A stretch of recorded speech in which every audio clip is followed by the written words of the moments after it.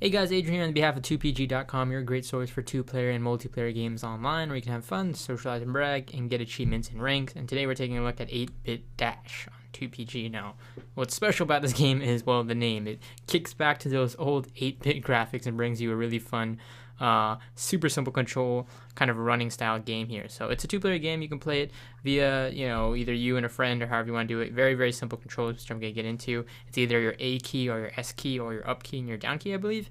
And you also even have it available on mobile. So if you want to check it out on iOS or Android, you can do that as well.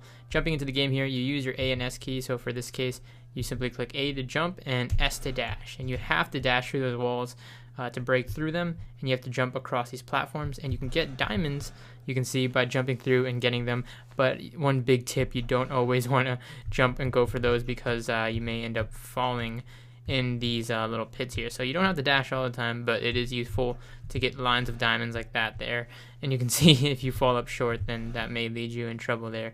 Now your distance is represented in the top left while your score is in the top right, and that can also increase, like I said, as you get these little diamonds in the sky here. But you really, really want to be careful on where you're going because you only have a certain number of lives, as you saw there, and it's all about staying alive here, and your lives are represented in the bottom right, and you have this really crazy sort of dash effect. As you can see there, it leaves a kind of like a trail, and you can go about dashing and go really fast paced like I'm going right now, because that's what the objective of the game is.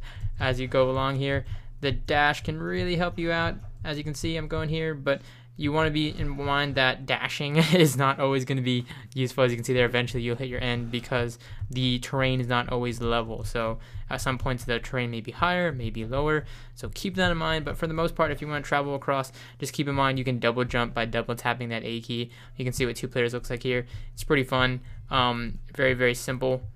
And you just run along here in this case. And if one person dies, then you both die, so keep that in mind.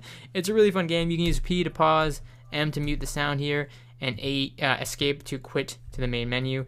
Really, again, going back to those retro graphics, super retro graphics, I should say. Back to that old 8-bit style, really fun. It's just a basic dash game, and it gets really, really fast-paced very quickly. And again, you're only using two controls. If you're doing one player like myself, that's A and S. That's as simple as it gets with tons of gameplay and just really, really fun runner. So again, it's available over here at 2pg.com. This is 8-Bit Dash.